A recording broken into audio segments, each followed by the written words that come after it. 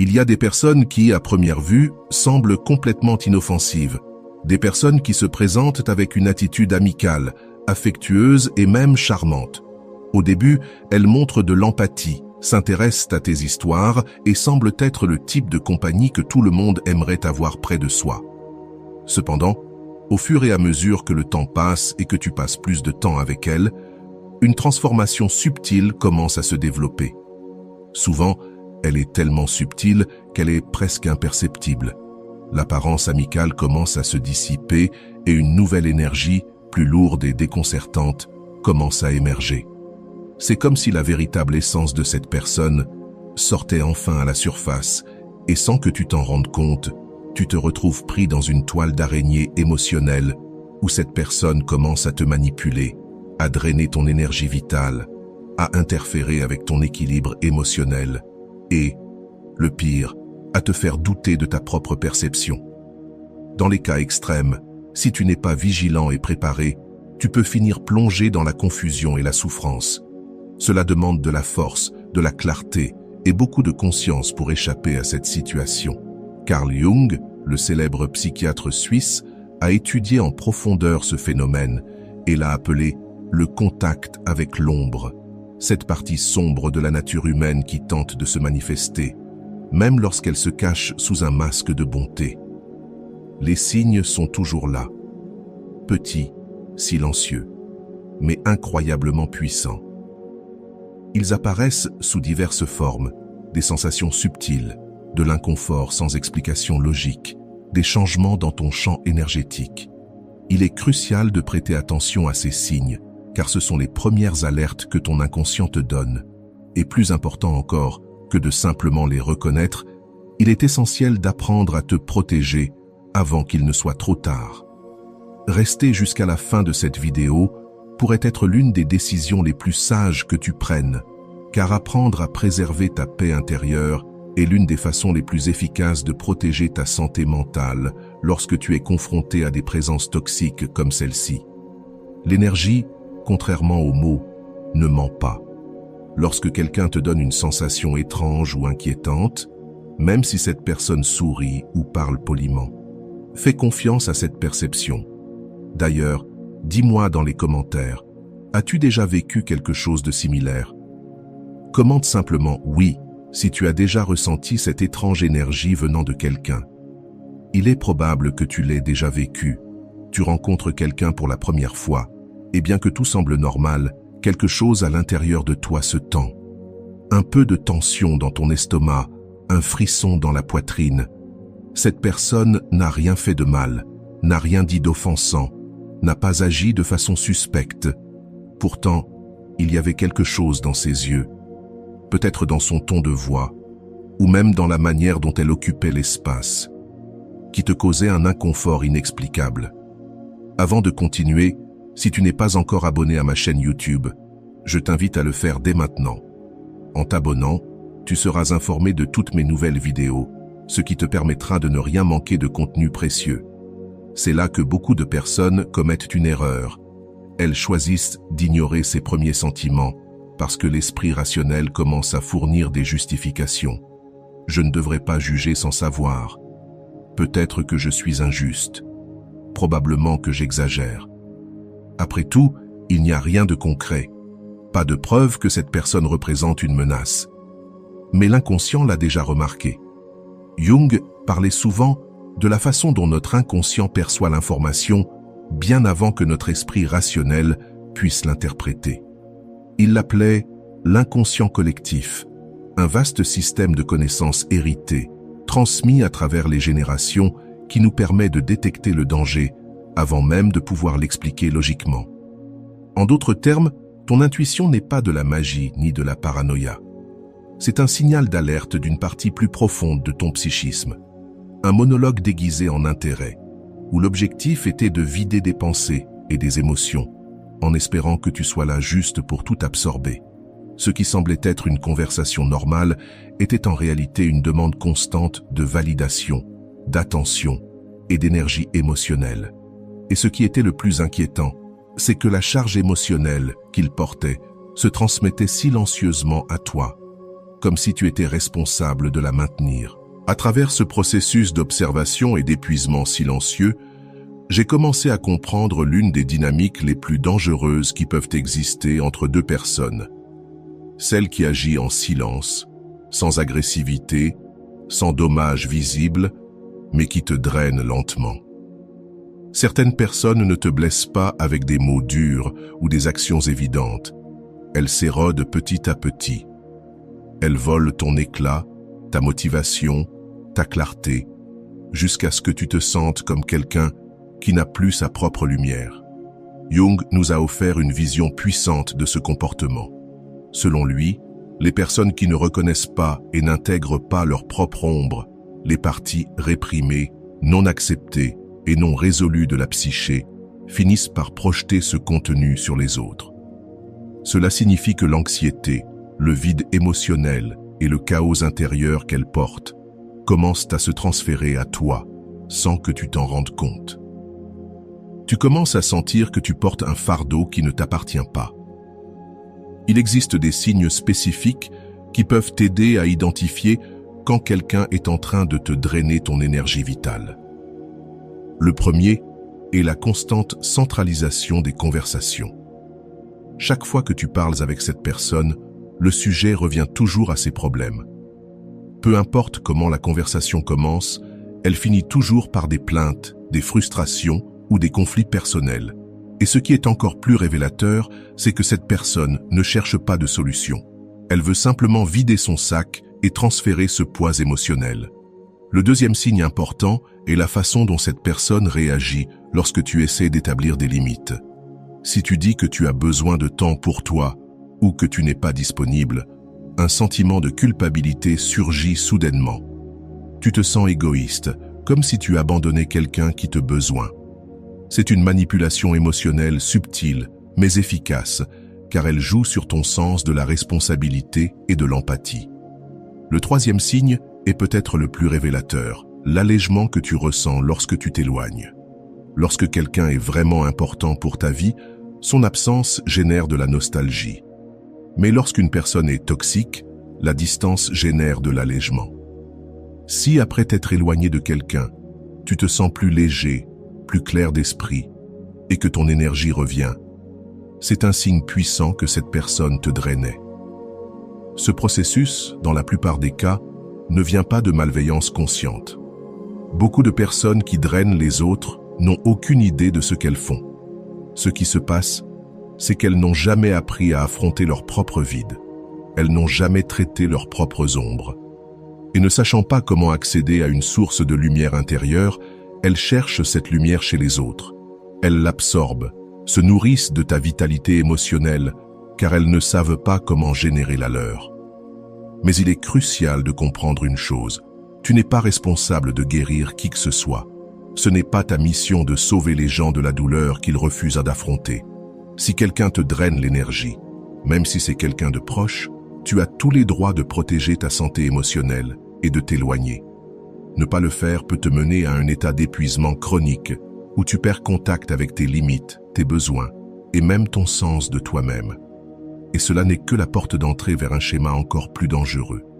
Il y a une couche encore plus profonde et destructrice dans ces relations lorsque la personne ne se contente pas de drainer ton énergie, mais commence à te faire douter de ta propre perception. C'est ce que l'on appelle la manipulation silencieuse, une forme de contrôle qui ne se manifeste pas par une agression directe, mais par de petites actions et paroles qui érodent lentement ta confiance intérieure. Ce type de manipulation est dangereux, car il ne ressemble pas à une attaque. Au contraire, il se présente sous forme de préoccupation, de gentillesse ou d'amour caché dans des détails. Un ton de voix calme, des paroles apparemment innocentes, des gestes subtils, des phrases comme « tu exagères », comme toujours « ça n'est jamais arrivé », tu t'imagines des choses, tu m'as mal interprété. Et petit à petit, tu commences à douter de ta mémoire, de tes émotions, de ta propre perspective. Le gaslighting est une stratégie qui déstabilise émotionnellement une personne, la poussant à remettre en question sa réalité. Jung disait que tout ce que nous n'acceptons pas en nous-mêmes, nous le projetons sur les autres. C'est exactement ce que font ces personnes. Elles ne peuvent pas affronter leurs propres défauts, alors elles manipulent la réalité d'autrui pour garder le contrôle. Une des conséquences les plus graves du gaslighting est que, avec le temps, la victime perd le contact avec sa vérité. Tu commences à croire que tu as toujours tort, que ta manière de voir les choses est erronée, que tu as besoin de l'approbation des autres avant de faire confiance à tes propres sentiments ou décisions. Et cela crée une dépendance émotionnelle. Plus tu as besoin de validation extérieure, plus il sera facile pour quelqu'un de te manipuler. Il existe des signes clairs montrant qu'une personne manipule ta perception. L'un d'eux est le changement constant dans la narration. Ce qu'ils ont dit hier, ils le nient aujourd'hui. Ce qui s'est passé la semaine dernière est maintenant rejeté comme étant le fruit de ton imagination. Et lorsque tu essaies de signaler ces contradictions, ils retournent la situation et t'accusent d'être confus, oublieux ou d'avoir mal interprété les choses.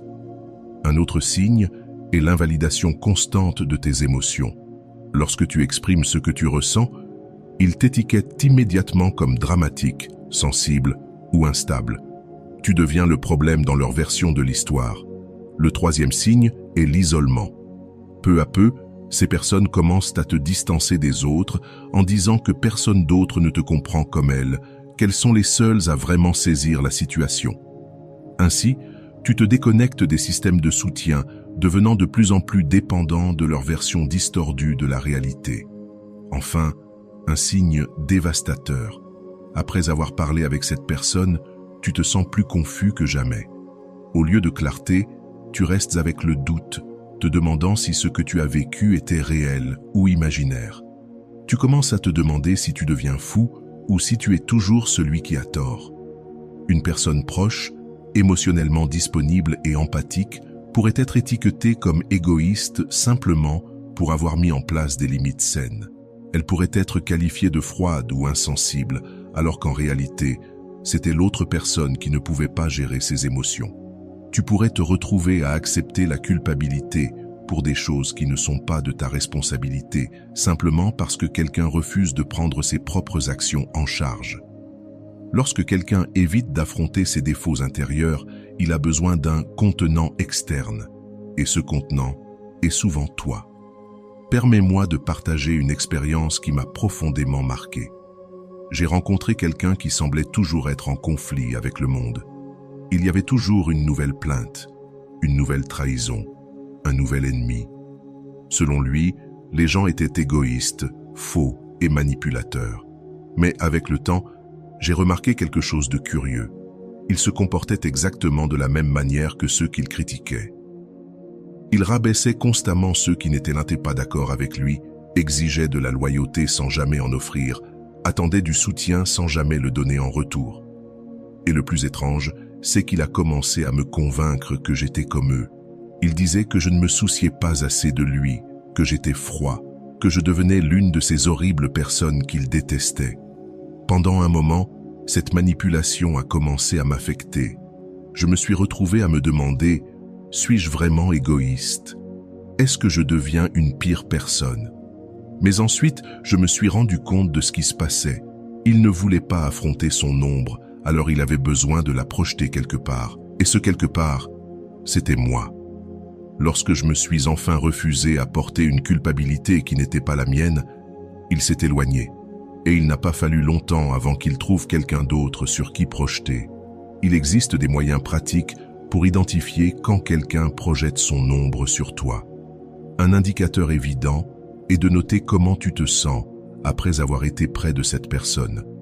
Si tu quittes l'interaction en te sentant confus, émotionnellement lourd, avec une gêne qui n'était pas là avant, demande-toi, est-ce que cela m'appartient vraiment ou est-ce que je porte quelque chose qui n'est pas à moi? Les personnes qui projettent constamment ne prennent jamais la responsabilité de leurs actions. Elles jouent toujours le rôle de victime dans toutes les histoires, pointent du doigt vers l'extérieur et te font sentir comme si tu étais responsable de tout ce qui va mal. La meilleure façon de te protéger est de développer la capacité à discerner ce qui t'appartient et ce qui ne t'appartient pas. Lorsque quelqu'un t'accuse, fais une pause et réfléchis honnêtement. Y a-t-il une part de vérité dans cela? Si oui, reconnais-la et évolue. Mais si ce n'est pas le cas, Ne porte pas ce poids. Fixe des limites fermes. Si tu remarques que quelqu'un essaie constamment de te faire porter le poids de ses problèmes non résolus, éloigne-toi. Ce n'est pas ton travail d'être un miroir pour la douleur que quelqu'un refuse d'affronter. Il y a quelque chose de plus profond encore. Certaines personnes ne se contentent pas de projeter leurs problèmes sur toi. Elles ne peuvent tout simplement pas supporter de te voir briller. Ces individus restent proches, semblent apprécier ta présence, partagent de l'affection et de la camaraderie, mais en secret, ils ressentent de l'inconfort face à ta croissance. Ils ne le diront jamais à haute voix, ne t'attaquent pas directement, mais chaque fois que tu réussis, que tu évolues, leur énergie change. Au début, c'est difficile à remarquer, tout semble normal. Mais tu te rends vite compte que les célébrations s'estompent, que les compliments deviennent rares. Lorsque tu partages tes réalisations, leurs réponses sont plates, peu enthousiastes. Parfois, ils tentent de minimiser ce que tu as accompli en disant que ce n'est pas grand-chose, ou que beaucoup d'autres l'ont déjà fait. Si tu prêtes attention, tu remarqueras que ces réactions ne sont pas isolées, elles suivent un schéma. Carl Jung a dit un jour que l'envie n'est rien d'autre que l'ombre d'une personne qui n'a pas été intégrée. Lorsque quelqu'un n'a pas travaillé sur ses sentiments de frustration, d'insuffisance ou de comparaison, il ne peut supporter de voir chez les autres ce qu'il n'a pas pu accomplir lui-même. Et la partie la plus dangereuse de cela, c'est que ces personnes ne sont pas distantes, elles ne sont pas des ennemis évidents. Ce sont des amis proches, de la famille, des personnes autour de toi qui sourient et te disent des mots gentils, mais à l'intérieur, elles se sentent agitées par ton succès. J'ai vécu cela personnellement avec un ami proche, qui pendant longtemps a montré du soutien et de la camaraderie. Mais au fur et à mesure que je commençais à prendre de l'espace, à grandir personnellement et professionnellement, son attitude a commencé à changer. Chaque fois que je partageais une nouvelle réussite, ses réponses étaient pleines de doutes. Au début, je pensais qu'ils essayaient simplement d'être réalistes, mais avec le temps, j'ai remarqué un schéma. Ce n'était pas de la préoccupation, mais un malaise déguisé en conseil. Le plus curieux, c'est qu'ils n'avaient aucun problème à célébrer les succès d'autres personnes.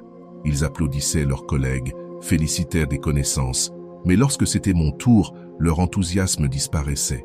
C'est là que je me suis rendu compte qu'ils ne pouvaient pas supporter ma lumière. Cela arrive plus souvent que nous ne le réalisons. L'envie ne se manifeste pas toujours par une hostilité ouverte.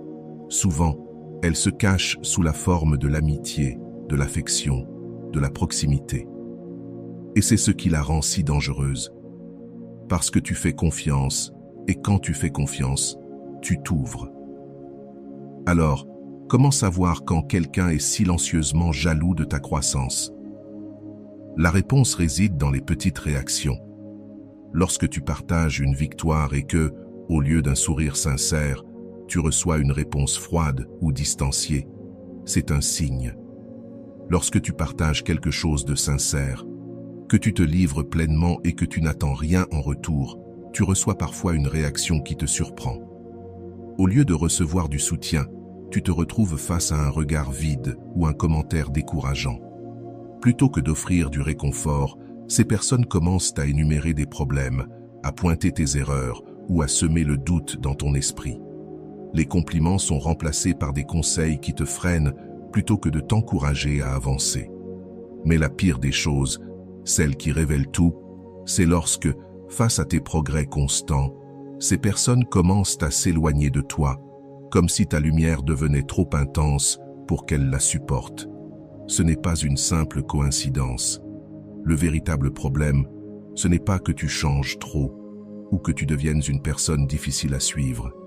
Ce qui se passe réellement, c'est que la lumière que tu émets, la brillance naturelle qui se dégage de ton développement et de ton authenticité, dérange profondément les ombres qui habitent certaines personnes autour de toi. Cela peut être une expérience douloureuse mais inévitable. Comme l'a dit Jung, lorsque quelqu'un refuse de reconnaître les parts les plus sombres de lui-même, ses peurs, frustrations et échecs, cette personne commence à projeter ses aspects sur les autres. Et c'est exactement ce qui se passe lorsque quelqu'un éprouve de l'envie envers toi. Au début, tout semble fascinant, presque magique. Tu te sens attiré par cette personne comme si tu faisais partie d'une histoire palpitante. Mais au fur et à mesure que le temps passe, cette histoire devient répétitive. Chaque situation est marquée par un nouveau conflit. Quelqu'un qui trahit, quelqu'un qui attaque, une nouvelle crise imminente. La vie de cette personne n'a jamais de stabilité, jamais de paix. Et le plus effrayant, c'est que tu te rends compte que tu es en train de devenir une partie de cette instabilité. Ce que tu croyais être une énergie vibrante se transforme en un épuisement constant. Ce qui semblait être une connexion profonde devient un jeu émotionnel épuisant. Ce qui semblait être de l'authenticité se révèle être un cycle de manipulation nourri par un drame interminable. Et un jour tu réalises que cette personne ne cherche pas à échapper au chaos. Elle est tellement identifiée à cette confusion, à cette absence de contrôle, que toute son identité repose dessus. Le chaos est son habitat émotionnel, et en restant connecté à elle, tu te laisses entraîner dans ce même schéma destructeur. La plus grande alerte que quelqu'un porte à cette énergie destructrice est simple mais profonde. Le chaos les suit partout où ils vont. Il y a une grande différence entre quelqu'un qui traverse une période difficile, ce que nous vivons tous, et quelqu'un dont la vie est une succession continue d'instabilité.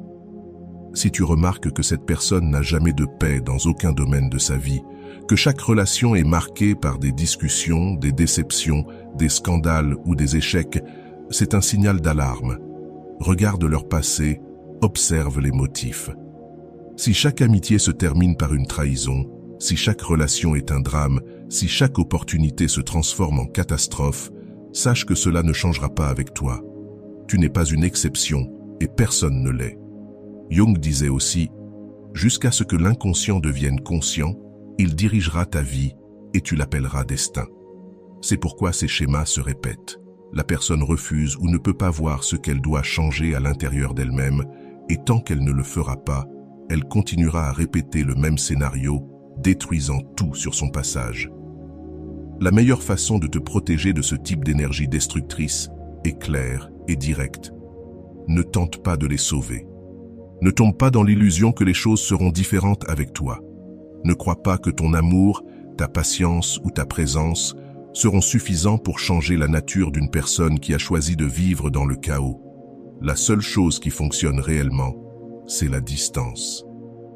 Protège ta paix, construis un environnement de stabilité émotionnelle autour de toi et surtout, ne laisse personne le détruire. Car si quelqu'un apporte du désordre dans toutes les facettes de sa vie, il est seulement question de temps avant que ce même désordre ne commence à envahir la tienne aussi. Il est essentiel de comprendre que toutes les personnes qui croisent ton chemin dans la vie ne viendront pas avec des intentions claires ou des comportements évidents. Certaines ne montreront jamais d'agression directe ou d'offense visible. Au contraire, elles arriveront souriantes, ouvertes, même préoccupées. Pourtant, sans le vouloir, elles peuvent avoir un impact profond sur toi et pas toujours un impact positif. Certaines absorbent lentement ton énergie vitale comme des éponges émotionnelles. Tu ne t'en rendras pas compte immédiatement, mais tu commenceras à te sentir fatigué, éteint, moins motivé pour suivre ton propre chemin. D'autres agiront de manière plus subtile et stratégique. Elles manipulent avec douceur, avec des mots soigneusement choisis, avec des gestes qui semblent inoffensifs, jusqu'à ce qu'un jour, tu réalises que tu commences à douter de toi-même. Tu ne peux plus faire confiance à tes sentiments, à tes décisions, ni à ta propre perception. Et ce ne s'est pas fait du jour au lendemain. C'était une déconstruction lente, commencée par de petites suggestions, des petites corrections, des distorsions légères de la réalité. Ces messages arrivent souvent avant que ton esprit ne puisse les analyser logiquement.